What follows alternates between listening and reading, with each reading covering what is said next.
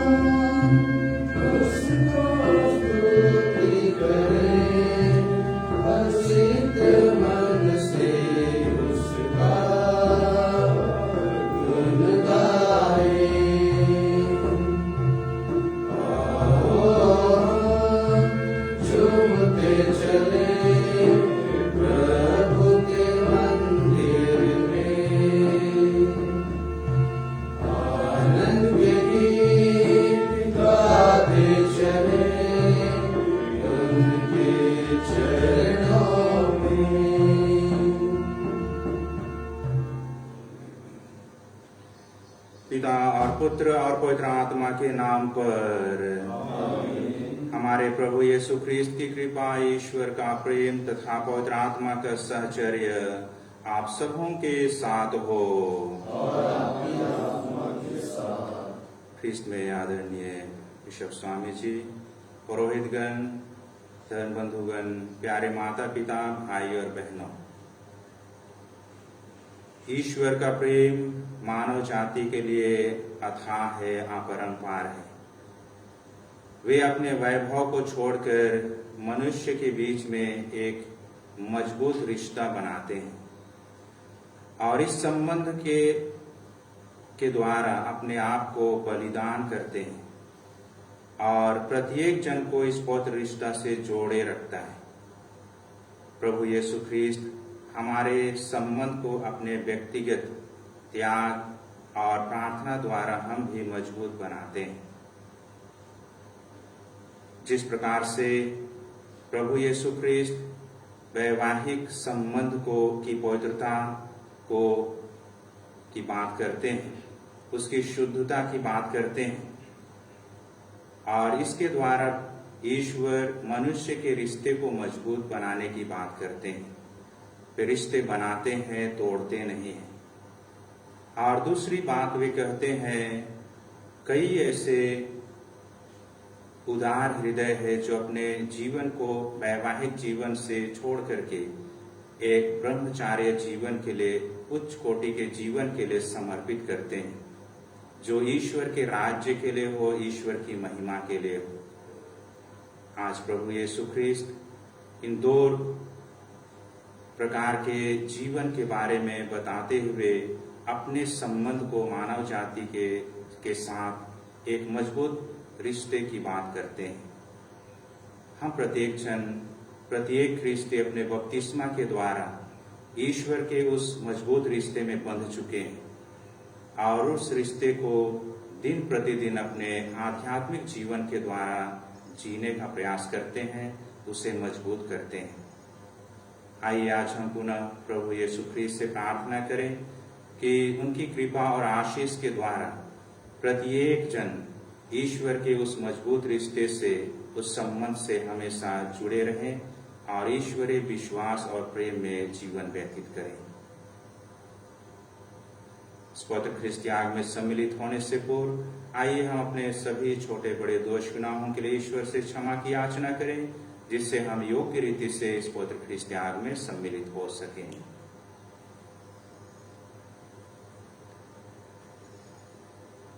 हम सब मिलकर बोले, हे भाई और बहनों, मैं सर्वशक्तिमान पिता ईश्वर और आप लोगों के सामने स्वीकार करता हूँ कि मैंने मन, वचन और कर्म से और अपना कर्तव्य कर्तव्य पूरा न करने से, अपने भारी कसूर से और पाप किया है। इसलिए मैं नित्य तुम्हारी धन्य मरियम से, सब स्वर्गदूतों, सब संतों और आप लोगों से, हे भाइयों बहनों, विनती करता हूँ कि आप लोग मेरे लिए प्रभु ईश्वर से प्रार्थना करें। सर्वशक्तिमान ईश्वर हम लोगों पर दया करे और हमारे पाप क्षमा कर हमको अनंत जीवन प्रदान करे। हे प्रभु दया कर, हे ख्रिस्त दया कर, हे प्रभु दया कर। हम प्रार्थना करें। हे सर्वशक्तिमान सदा जीवंत ईश्वर, पवित्र आत्मा की शिक्षा से प्रेरित होकर हम साहस के साथ प्रेम पूर्वक तुझे पिता कहते हैं। हमारे हृदय में तेरे पुत्र पुत्रियां होने का बोध पूर्ण हो जाए, ताकि हम उस राज्य के उत्तराधिकारी बने जिसकी प्रतिज्ञा तूने की है। हम यह प्रार्थना करते हैं अपने प्रभु और तेरे पुत्र यीशु ख्रीस्त के द्वारा, जो तेरे तथा पवित्र आत्मा के संग एक ईश्वर होकर युगानुयुग जीते और राज्य करते हैं। आमीन।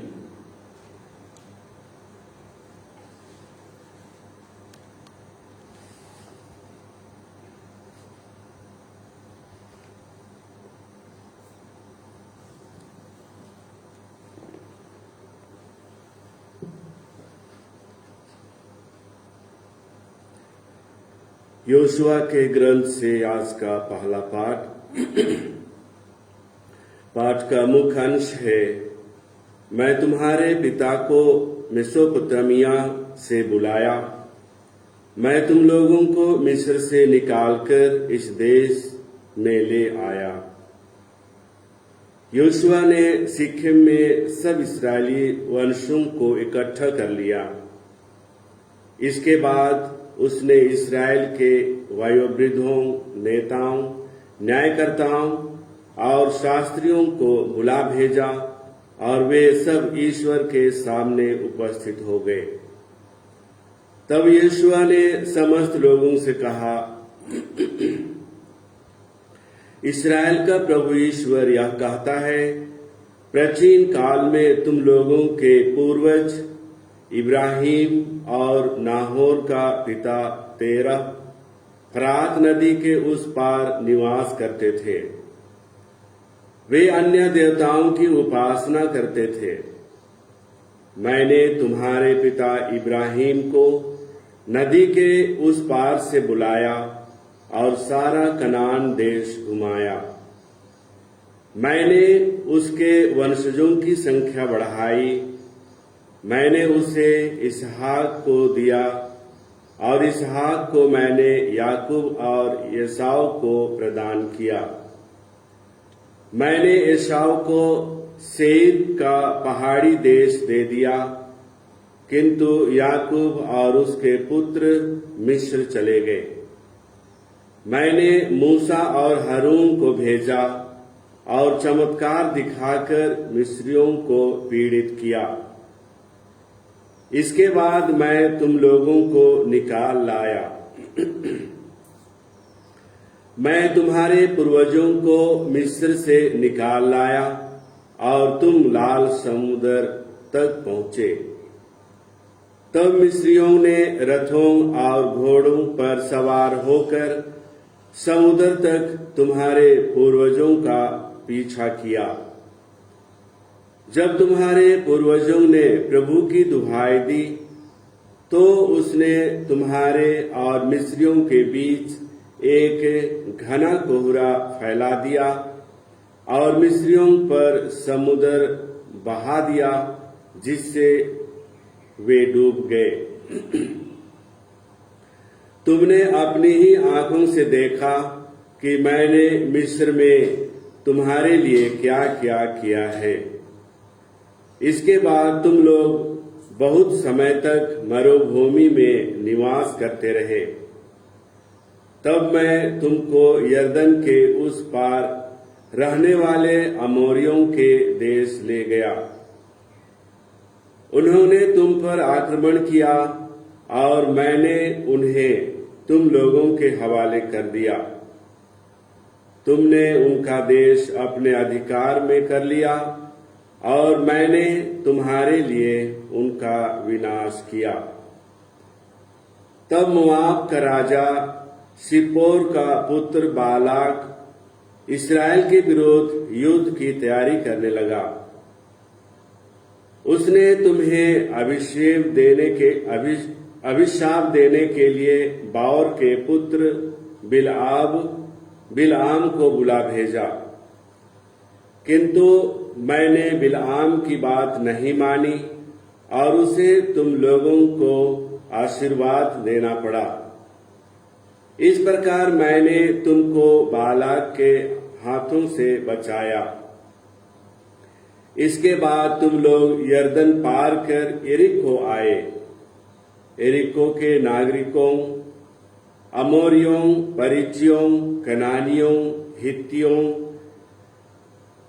गिरगाशियों, हिब्बियों और यबूसियों ने तुम्हारा सामना किया, किंतु मैंने उन्हें तुम लोगों के हवाले कर दिया। मैंने तुम लोगों के आगे आतंक फैला दिया और इस कारण तुम्हारी तलवार और तुम्हारे धनुष के कारण नहीं, अमोरियों के दोनों राजा तुम्हारे सामने से भाग गए। मैंने तुम्हें एक ऐसा देश दे दिया जिसके लिए तुमने परिश्रम नहीं किया, निवास के लिए ऐसे नगर दे दिए जिन्हें तुमने नहीं बनाया, और जीवन निर्वाह के लिए ऐसी दाख बारियों और जैतून के पेड़ जिन्हें तुमने नहीं लगाया। यह प्रभु की वाणी। ईश्वर को धन्यवाद। भजन अनुवाक्या, उसका प्रेम अनंत काल तक बना रहता है। उसका प्रेम अनंत काल तक बना रहता है। प्रभु को धन्य कहो क्योंकि वह भला है। सर्वोच्च ईश्वर को धन्य कहो, सर्वोच्च प्रभु को धन्य कहो। उसका प्रेम अनंत काल तक बना रहता है। उसका प्रेम अनंत काल तक बना रहता है। वह अपनी प्रजा को मरुभूमि से होकर ले गया, उसकी शक्तिशाली भुजाओं को हरा दिया। उसने महान राजाओं को मारा। उसका प्रेम अनंत काल तक बना रहता है। उसका प्रेम अनंत काल तक बना रहता है। उसने उनका देश इस्राएलियों को दिलाया। उसने उनका देश अपनी प्रजा इस्राएल को दिलाया। उसने हमें हमारे शत्रुओं के पंजे से छुड़ाया। उसका प्रेम अनंत काल तक बना रहता है। उसका प्रेम अनंत काल तक बना रहता है। जय घोष, हालेलुया। ईश्वर का संदेश मनुष्य का नहीं, बल्कि जैसा कि वास्तव में है, ईश्वर का वचन समझकर स्वीकार करें। हालेलुया। प्रभु आप लोगों के साथ हो और आपकी आत्मा के साथ। संत मती के अनुसार पवित्र सुसमाचार। हे प्रभु तेरी महिमा हो। फारिसी यीशु के पास आए और उनकी परीक्षा लेते हुए उन्होंने यह प्रश्न किया, क्या किसी भी कारण से अपनी पत्नी को त्याग देना उचित है?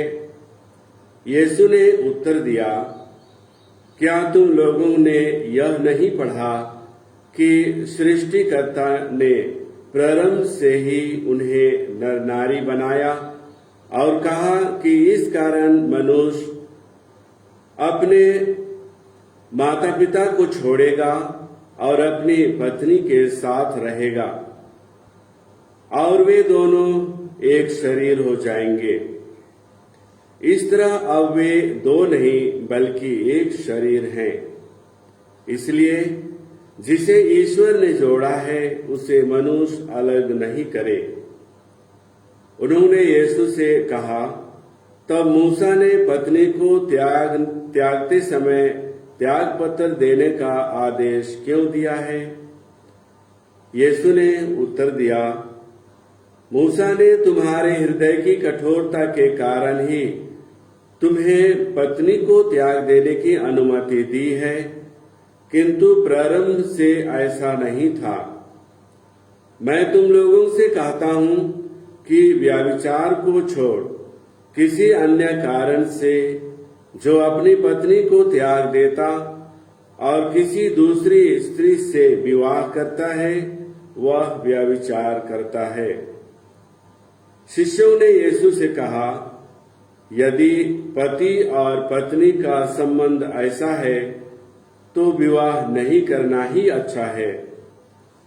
यीशु ने उनसे कहा, सब यह बात नहीं समझते, केवल वे ही समझते हैं जिन्हें यह वरदान मिला है, क्योंकि कुछ लोग माता के गर्भ से नपुंसक उत्पन्न होते हैं।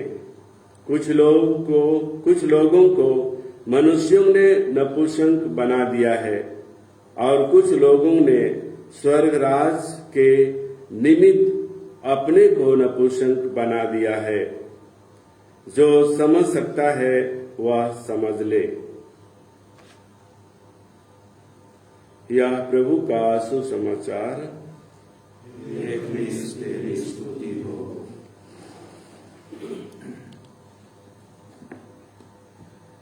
ख्रिस्त में आदरणीय बिशप स्वामी जी, पुरोहितगण, धर्म बंधुगण, प्यारे माता पिता, भाई और बहनों, आज का वचन हमें रिश्तों की पवित्रता, उसकी शुद्धता एवं गहराई की ओर हमारा ध्यान आकर्षित करता है। ईश्वर मानव समाज के साथ अपना रिश्ता, अपना संबंध प्रगाढ़ किया, क्योंकि इस रिश्ते में उनका प्यार और अपनापन है। जिस संबंध या रिश्ते में प्यार हो, वह संबंध कभी टूटता नहीं, वरन हमेशा के लिए बना रहता है। प्रभु यीशु मानव जाति को प्यार किया और अपना जीवन बलिदान कर दिया, क्योंकि वे रिश्तों की डोर को और अधिक गहराई प्रदान करते हैं और उसे प्यार से संजोते हैं। यीशु ख्रिस्त को फरीसी विवाह के प्रश्न पर वे घेरना चाहते हैं, गिराना चाहते हैं, लेकिन प्रभु यीशु ने विवाह रूपी संबंध को सबसे मजबूत रिश्तों में से एक बताते हैं। यहूदियों में भी यह प्रथा थी कि विवाह के पूर्व विभिन्न रस्मों को निभाते थे, ताकि भविष्य में एक वर और वधू का संबंध जन्मों जन्म तक बना रहे। फरीसी वैवाहिक जीवन की गहराई को शायद कम आंक करके प्रश्न करते हैं, क्या किसी भी कारण से पत्नी को त्याग देना उचित है? विवाह संबंध 1 वर्ष या 5 वर्ष या 10 वर्ष के लिए नहीं होता है, लेकिन विवाह संबंध मरते दम तक रहता है। और प्रभु यीशु ख्रिस्त जिस बात को उत्पत्ति ग्रंथ में नर और नारी के संबंध को दर्शाया गया है, उसकी गहराई को और उसकी पूर्णता को कहते हैं कि पति और पत्नी किसी भी कारण से अलग नहीं हो सकते हैं, उसे तलाक नहीं दिया जा सकता है, सिर्फ व्यभिचार के कारण ही वे अलग रह सकते हैं। क्योंकि यीशु ख्रिस्त स्वयं कहते हैं, सृष्टिकर्ता ने प्रारंभ से ही नर नारी बनाया और उन्हें आशीर्वाद दिया। संत पौलुस वैवाहिक संबंध को कलीसिया एवं ख्रिस्त के बीच संबंध से परिभाषित करते हैं। ख्रिस्त के लिए कलीसिया एक दुल्हन के समान है और स्वयं एक दूल्हा, जिसे पूर्ण रूप से प्यार करते हैं और उस रिश्ते की पवित्रता और शुद्धता को वे बनाए रखते हैं।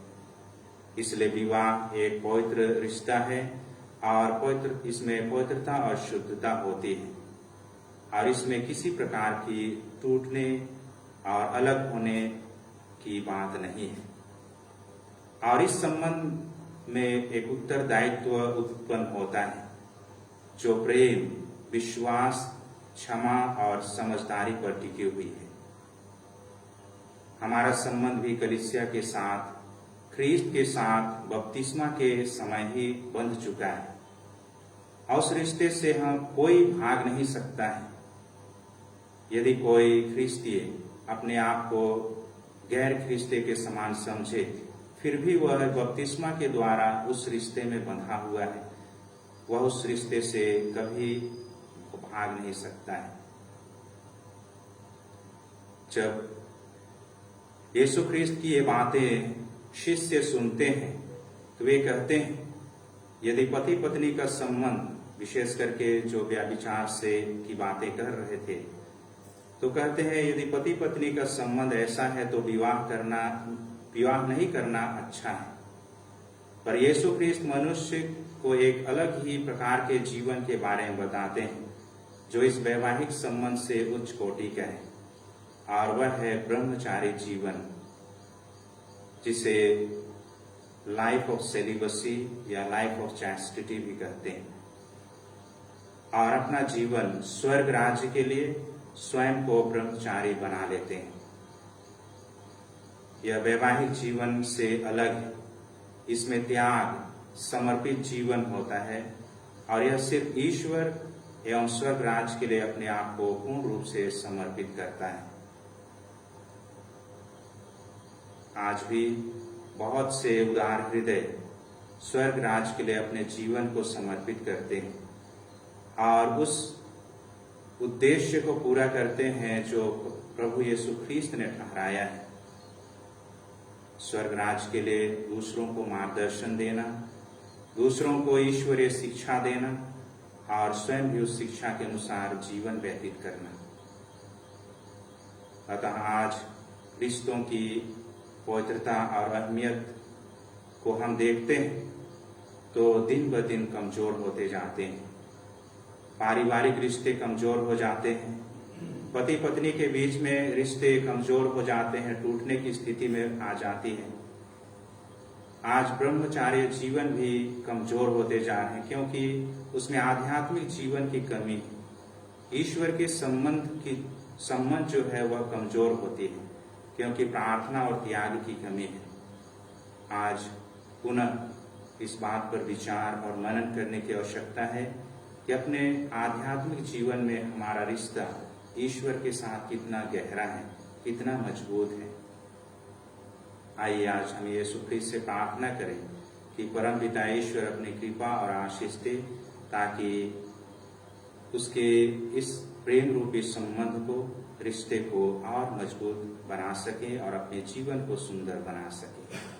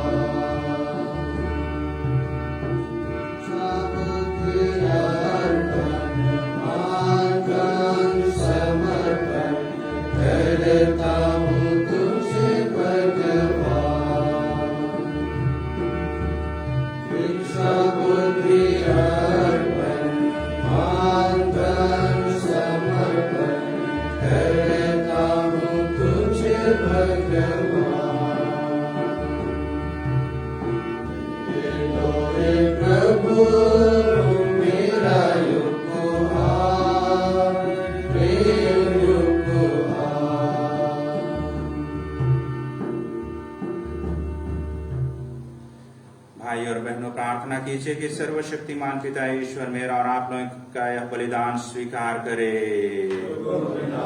स्तुति तथा महिमा के लिए और हमारे तथा अपने समस्त पवित्र कलीसिया के लाभ के लिए हमारे हाथों से बलिदान स्वीकार करे। हे प्रभु, अपनी कलीसिया के ये दान सानंद स्वीकार कर तूने इन्हें दयापूर्वक हमें प्रदान किया है। तेरे सामर्थ्य से हमारी मुक्ति के संस्कार बन जाते हैं, हमारे प्रभु ख्रीस्त के द्वारा। प्रभु आप लोगों के साथ हो। प्रभु में मन लगाइए। हम अपने प्रभु ईश्वर को धन्यवाद दें। हे प्रभु, पवित्र पिता, सर्वशक्तिमान और शाश्वत ईश्वर, यह वास्तव में उचित और न्याय संगत है, हमारा कर्तव्य तथा कल्याण है कि हम सदा और सर्वत्र अपने प्रभु ख्रीस्त के द्वारा तुझे धन्यवाद दें।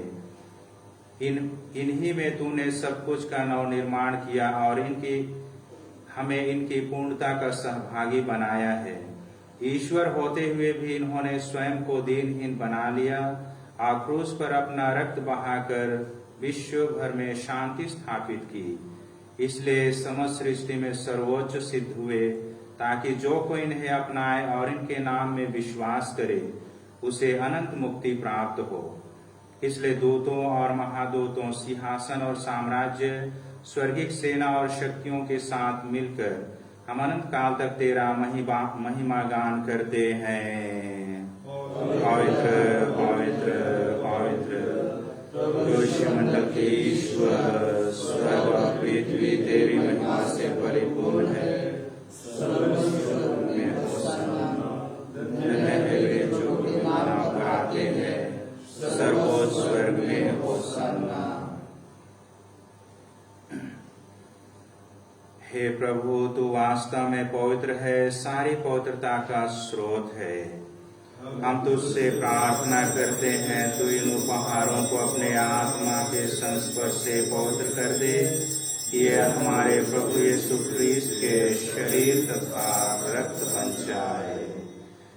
जब वे स्वेच्छा से मृत्यु के लिए सौंपे गए, उन्होंने रोटी ली, तुझे धन्यवाद दिया और रोटी तोड़कर उसे अपने शिष्यों को देते हुए कहा, तुम सब इसे लो और इसमें से खाओ, क्योंकि यह मेरा शरीर है जो तुम्हारे लिए बलि चढ़ाया जाएगा।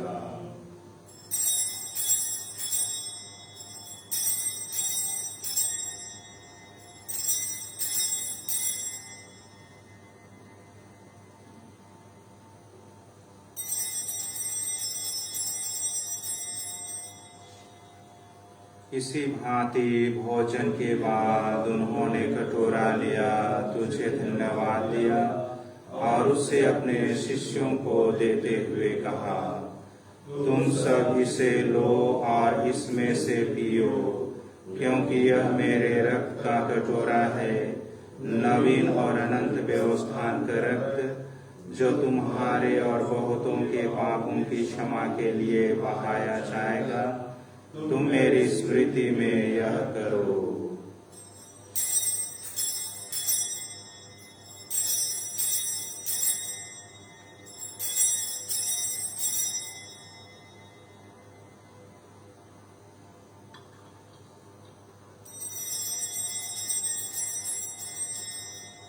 विश्वास का रहस्य।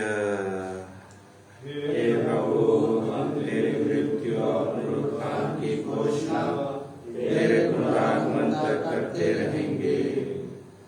इसलिए हे प्रभु, हम ख्रीस्त की मृत्यु और पुनरुत्थान की स्मृति में तुझे जीवन की रोटी और मुक्ति का कटोरा चढ़ाते हैं। हम तुझे धन्यवाद देते हैं कि तूने हमें अपने सम्मुख उपस्थित होने और अपनी सेवा करने का सौभाग्य प्रदान किया है। निवेदन है कि हम सब ख्रीस्त का शरीर और रक्त ग्रहण करके पवित्र आत्मा के द्वारा एकता के सूत्र में बंधे रहे। हे प्रभु, हमारे संत पिता फ्रांसिस, हमारे और सभी आत्मों के साथ विश्व भर में अपने कलीसिया के सुरीले तथा ऐसे प्रेम में सिर बनाते हैं। हे प्रभु, हमारे उन सभी भाई बहनों की वे सुधीले जो पुनरुत्थान की आशा में परलोक से जा चुके हैं, उन्हें और सभी मृतकों को अपने दर्शन का सौभाग्य प्रदान कर हम सब प्रजा दृष्टि डाल के अनंत जीवन के सहभागी बने। और ईश्वर की माता धन्य कुमारी मरियम, उनके वर्ण धन्य योसेफ, धन्य प्रेरितों तथा सब संतों के साथ जो युग युग में तेरे प्रति विश्वस्त बने रहे, तेरी स्तुति और महिमा कर सके, तेरे पुत्र यीशु क्रिस्त के द्वारा।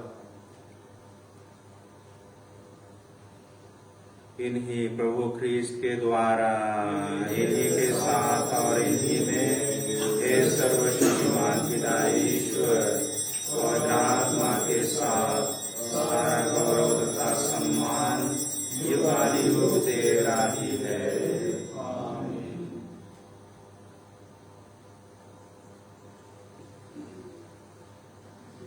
हम सब मिलकर पिता ईश्वर से प्रार्थना करें जैसे प्रभु यीशु ख्रीस्त ने हमें सिखाया है। हे हमारे पिता जो स्वर्ग में है, तेरा नाम पवित्र किया जाए, तेरा राज्य आए, तेरी इच्छा जैसे स्वर्ग में है वैसे इस पृथ्वी पर ही पूरी होए। हमारा प्रतिदिन का आहार आज हमें दे, और हमारे अपराध हमें क्षमा कर जैसे हम भी अपने अपराधियों को क्षमा करते हैं, और हमें परीक्षा में ना डाल परंतु बुराई से बचा। हे प्रभु, हम तुझसे प्रार्थना करते हैं सभी बुराइयों से हमें बचा, और इस जीवन में हमें कृपा पूर्वक शांति प्रदान कर। हम तेरी दया से सदा पाप से दूर और हर विपत्ति से सुरक्षित रहें, और उस दिन की प्रतीक्षा करते रहें जब हमारे मुक्तिदाता यीशु ख्रीस्त फिर आकर हमारी धन्य आशा पूरी करेंगे। तेरा सामर्थ्य और तेरी महिमा अनंत काल तक बनी रहती है।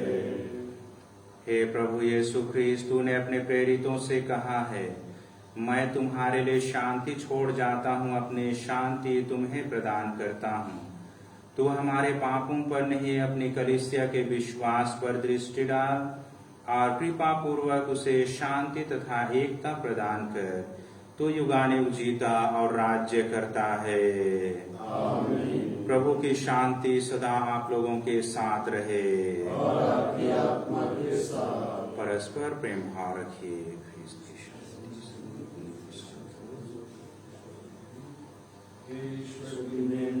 संसार का पाप लेता है, हम पर याद कर।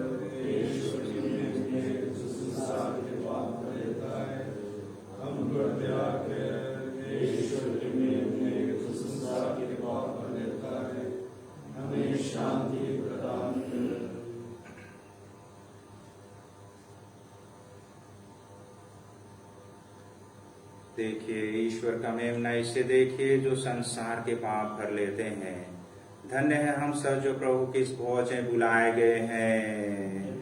प्रभु, मैं इस योग्य नहीं हूँ आप मेरे यहाँ आए, किंतु एक ही शब्द कर दीजिए और मेरी आत्मा चंगी हो जाएगी।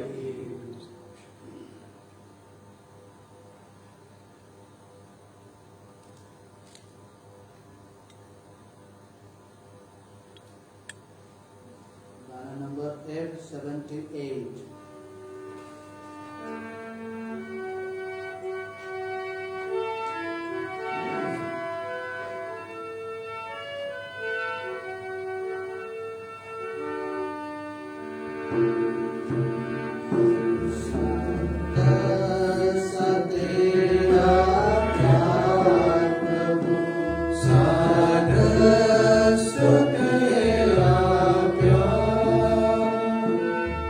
Say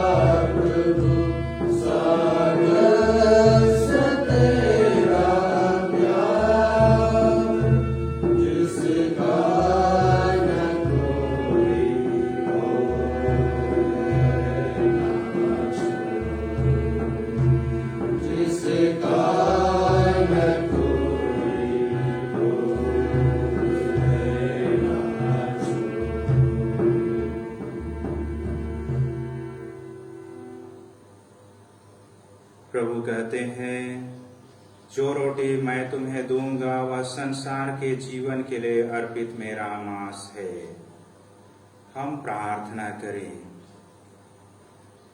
हे प्रभु, तेरे संस्कार में सहभागी होकर हम पोषित हुए हैं।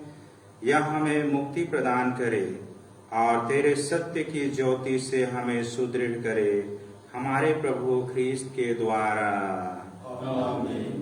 प्रभु आप लोगों के साथ हो और आपकी आत्मा के साथ। सर्वशक्तिमान ईश्वर पिता और पुत्र और पवित्र आत्मा आप लोगों को आशीर्वाद प्रदान करे।